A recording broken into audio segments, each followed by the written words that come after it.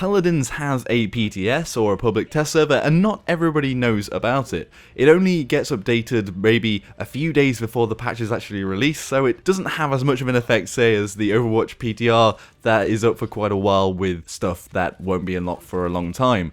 But it would be nice to have more players on the PTS, and especially when they're releasing a new champion, as it would be great to have some custom games using those champions and seeing how they play against real players rather than just bots. But what I want to do today is really spread the word about the PTS and just explain how to get it, and it is literally so simple. I'm going to put the download link in the description below, and all you have to do is click that download and it'll download the PTS launcher. You open the launcher and it'll download the update. And as you can see on my launcher right now, it's version 0.38, which is open beta 38, which isn't released as of this video. And you can check out the new skins for Ruckus. It's a pretty cool skin for Ruckus. You can check out the new Serpent Beach and all the new stuff that's going on with the balancing between Barik and Victor and Grohk and Grohk. If that download link ever goes down or it's not working, then below that I've also given the link to the forum post, which gives you a step-by-step guide on how to get the PTS, which literally is download the PTS, play the PTS. Or just to mention, you log in with your normal account details, so you log in as you would normally do on the normal launcher. It really is that simple, guys. None of your stats carry over into the real game, and none of the skins apparently carry over, which Pixie Kitty confirmed with me. And unfortunately, you can't select a skin to use in game at the moment. Like, it would be nice to be able to put a skin on without having to buy it, as they don't carry over, so there's no point in buying it anyway. But it'd be nice just to be able to preview the skins on there, and that might give more point for people to go and play on the PTS.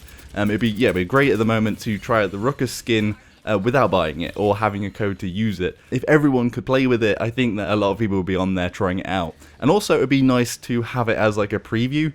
You could always go to the PTS to try out the skins before you buy them, because I think that the marketing team probably don't give enough credit to their skins, because when you look at them on the shop, they don't actually look as cool as, say, they actually play out, because they're a lot different when you're using them first person. Like this new Ruckus skin, when you use your mobility ability, has like a hyperspace like forward thing on your screen where you have lines, and it looks pretty cool. But also the big one, it has lasers, and it fires lasers, which isn't shown on the skin when you're looking at it in like the static 3D mode, and doesn't sell the skin as much as it could do, because the laser part is the coolest part, I would say. But yeah, when you're on the PTS, currently I'm playing against bots, but if you see custom games on there, that's the way to go, I think. The matchmaking, you're probably not going to get match-made with anybody because not enough people are on there yet. But as I say that, if a lot of people do come onto the PTS, maybe the matchmaking will work and we'll have enough people to actually matchmake people. So with the PTS instructions out of the way, have to download. Hopefully all the people that keep asking me in the comments how to get the PTS will be happy, and now I definitely won't be answering any of those comments anymore, or maybe I'll be just linking the video so they can go download it. But yeah, it is super simple and so easy to get on it and to try everything out. If you want to stick around, I'll just talk about OB38 very quickly, especially the nerfs on Barik and Victor. Firstly, the Victor one, I've been trying out the recoil, and in the science mode, it's practically all vertical. It seems like there's a slight lead to the left, but I don't know whether that's just visual rather than actually in game.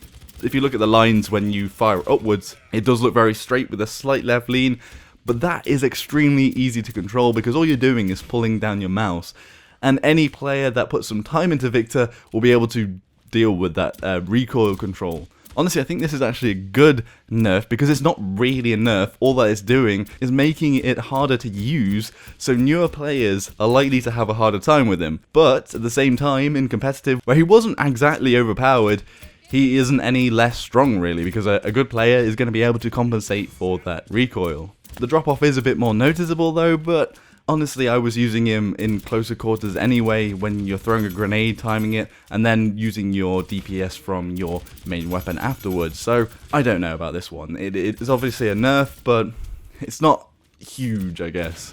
The Barik one, however, is a big nerf. I mean, honestly, the cooldown on the escape is a big nerf. 2 seconds extra is pretty massive. The healing stations also do a lot less, and you can actually tell that they do a lot less in the game, because Although it's not a huge reduction, every tick counts, and every tick you're getting less and less healing, and it piles up, I guess. The health is a bit less noticeable, it's 2,900, and then also on top of that, reducing the damage that the turrets give you extra damage. I honestly, they didn't need to do all of this. They needed to look at like one of the abilities and maybe nerf it. Like maybe nerf his damage, or nerf his mobility, or nerf his healing. I think the healing was the one that probably did need nerfing because it gave him so much sustainability that a healer should be doing.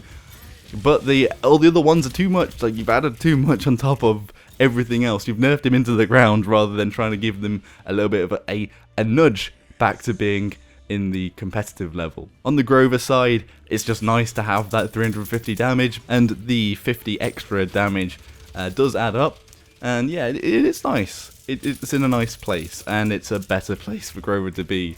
He still is a very awkward character in the fact that he needs to be close to heal, but also needs to be far away to do the most damage, so he's always going to be in a weird situation. And then Grohk is just, yeah, the totem's slightly harder to kill, but still, players that are going to go after it are going to take the totem out. What that means now is that instead of a shot going towards Grohk, another shot will have to go towards the totem. So in some ways it's buffing the Grohk quite a bit. And yeah, Serpent Beach looks fantastic. The lighting is spot on, and they've changed quite a few bits. There's like new places to look that you can actually see onto the point to fire down on. That'll have an effect on competitive play. And they've also taken away the ramps that go towards the building above the spawn room.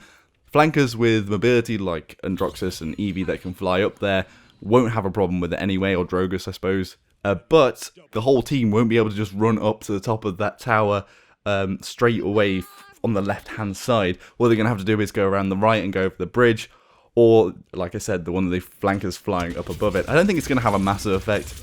I think the flankers did that anyway. They flew up there probably because it's quicker. But yeah, it'll be interesting. It'll mean that it'll be harder for teams to just camp the spawn room. So anyway, I hope this video has been helpful, and I hope that you'll try the PTS out at some point soon, and hopefully in 2 weeks when the next patch is announced and hopefully we get another champion, we'll be able to have some player games on there. Maybe I'll just announce it on Twitter or something and hopefully get some people to play a custom game.